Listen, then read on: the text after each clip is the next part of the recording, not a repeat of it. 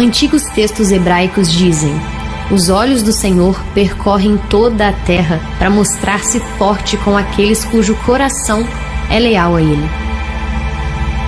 E conforme escritos antigos, em certo dia Deus apareceu a Abrão e proferiu palavras que dariam nascimento à nação de Israel. O Senhor parecia então ter encontrado um homem com um coração leal nos desertos de Canaã. Seu nome era Abrão, filho de Terá, de Ur dos Caldeus. E Deus disse a Abrão: Ler-leha mi'arteha, umimoladeha, umibeit avicha, el haaretz asher ariha. Sai da tua terra, da tua parentela e da casa de teu pai, para a terra que eu te mostrarei, e far-te-ei uma grande nação, e abençoar-te-ei e engrandecerei o teu nome, e tu serás uma bênção. E abençoarei os que te abençoarem, amaldiçoarei os que te amaldiçoarem, e em ti serão benditas todas as famílias da terra. Você consegue imaginar como essa promessa deve ter parecido impossível para Abraão, um homem em avançada idade com uma mulher estéril que se tornariam pais de uma grande nação? Mas mesmo diante da grande improbabilidade disso acontecer, numa demonstração inequívoca de fé, Abraão respondeu: Hineni, eis-me aqui. Em completa obediência à visão que Deus lhe havia dado, ele e sua família iniciaram o que seria uma longa jornada para Canaã, a terra que ele acreditava que se tornaria o seu lar. E confiando unicamente na promessa de Deus, as gerações de Abraão que se seguissem se tornariam uma grande nação, os filhos de Israel, o povo da promessa. Mas antes que essa promessa se cumprisse, Israel suportaria anos de escravidão brutal no Egito. E em meio a todo esse sofrimento, um homem chamado Moisés, exilado nas montanhas de Midian, um dia viu uma visão de Deus em uma sarça ardente. De início, Moisés hesitou. Se considerou inadequado, já que ele tinha sido um humilde pastor no deserto por anos. As pessoas não o viam como autoridade, ele era um homem sem eloquência. Mas mesmo com tantas objeções, Moisés aceitou o chamado, se tornando o líder que levaria o seu povo para fora da escravidão. Ele se tornou o grande libertador. Pouco antes de Moisés morrer, Deus o levou a um ponto alto com vista para Canaã e lhe mostrou a terra prometida. Embora Moisés nunca tenha entrado nela, os filhos de Israel estavam prestes a ver a promessa de Abraão cumprida. Batalhas seriam travadas, milagres seriam registrados, vitórias seriam celebradas.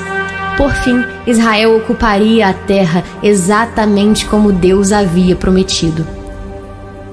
Foi a era de ouro de Israel, mas essa era não duraria. Acontece que nem toda geração serviria a esse Deus, ou mesmo creria na aliança da promessa.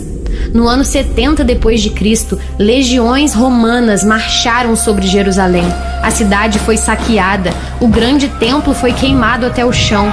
1 milhão de judeus foram massacrados. A maior parte do remanescente dos judeus foi levada para o cativeiro. O reino de Israel já não mais existia. A promessa, aquela promessa parecia ter acabado. Mas será que realmente tinha?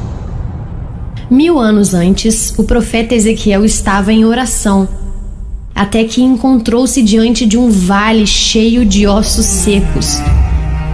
Quando o profeta se deparou com essa cena, Deus perguntou-lhe se esses ossos poderiam viver, e Ezequiel sabiamente respondeu: Ó Senhor Deus, só Tu sabes. O que aconteceu em seguida pode ser classificado como algo extraordinário, inexplicável, inimaginável, bem do jeito que Deus age. Deus disse a Ezequiel para falar aos ossos e ordenar-lhes que vivessem. E ao fazer isso, Ezequiel ouviu ruídos de chocalhos. Eram os ossos se ajuntando, osso com osso. ele viu tendões e carne aparecerem sobre a pele e cobrir os ossos. E então Deus ainda ordenou para que Ezequiel profetizasse aos ventos, declarando fôlego de vida àqueles corpos, para que voltassem a viver. E assim foi feito. Ezequiel profetizou, e o Espírito entrou nos corpos, e todos voltaram à vida e formaram um grande exército. O Senhor ainda disse a Ezequiel que aquele vale de ossos secos era a casa de Israel, e que assim como os ossos secos e mortos haviam sido restaurados à vida, assim também Israel seria restaurado. Você consegue ter a dimensão do quão extraordinário foi para Ezequiel perceber que obedecer à ordem do Senhor tinha permitido com que ele visse o impossível se tornar realidade? Esse é o peso dos chamados e suas consequências. Ouvir a voz de Deus e obedecê-la nos leva a um caminho de entregas e renúncias que nos fazem presenciar e visualizar o extraordinário de Deus se cumprir na terra. Abraão recebeu uma promessa que parecia impossível. Isaac precisou seguir uma jornada em busca do desconhecido. Jacó teve que confiar em um Deus que prevaleceria. Moisés precisou se identificar com escravos para se tornar a voz deles a fim de conduzi-los à liberdade. Davi enfrentou um gigante sabendo quem estava ao seu lado. Salomão construiu um templo para Deus. E Ezequiel precisou entender que aquilo que parece ser não limita aquilo que pode ser quando Deus entra na cena. Séculos se passaram na história de Israel. E ao longo dela, muitos judeus encontraram rejeição, perseguição e morte. Enquanto a nação de Israel se estabelecia no exílio entre as nações, a oração continuava. E os judeus encontravam outros que também acreditavam nas antigas profecias e que ofereceram ajuda para vê-las cumpridas. Assim como os patriarcas do passado, essas pessoas também diziam: "Eis-me aqui", para a promessa e para o povo da terra de Israel. Essas pessoas são chamadas de sionistas cristãos, um movimento que defende o direito do povo judeu e a existência do Estado de Israel. A cada um de nós é dada uma oportunidade, um momento de decisão em que basta dizermos sim. Se o Senhor te disser: "A quem enviarei? E quem há de ir por nós?", você está pronto para dizer: "Eis-me aqui, Senhor, envia-me a mim"? Cada uma dessas pessoas ao longo da história de Israel disseram: "Eis-me aqui", quando seu chamado chegou. Da mesma forma, outros homens e mulheres de Deus disseram sim ao chamado específico de Deus para suas vidas e contribuíram para que o nome do Senhor fosse expandido ao redor da terra. Em algum dia do ano de 1992, um homem e uma mulher de Deus disseram: "Eis-me aqui", e aceitaram o chamado de Deus para criar um projeto em uma cidade pequena do interior do Rio de Janeiro, que ficaria marcado pela sua paixão por vidas. Um dia, em algum lugar, outros homens e mulheres de Deus, em algum momento de suas vidas, aceitaram o chamado de Deus e disseram: "Eis-me aqui", para pregar o Evangelho, falar do amor de Deus, servir as pessoas com alegria, ensinar sobre Jesus para crianças, evangelizar nas ruas, apacentar e cuidar de pessoas, abrir suas casas para um momento de comunhão em célula e, de alguma maneira, ajudar na expansão desse projeto que continua sendo marcado pela paixão por vidas.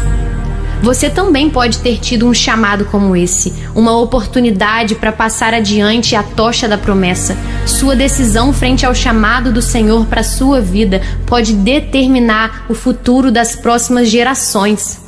Eu sei que você pode ter tido medo, incertezas, dúvidas, objeções, assim como Moisés. Eu sei que a promessa pode ter parecido impossível de ser cumprida, como foi para Abraão. Eu sei que a ordem de Deus para você pode ter sido difícil de acreditar, como foi para Ezequiel, mas a verdade é que todos eles seguiram, obedeceram, continuaram em frente cumprindo com o chamado.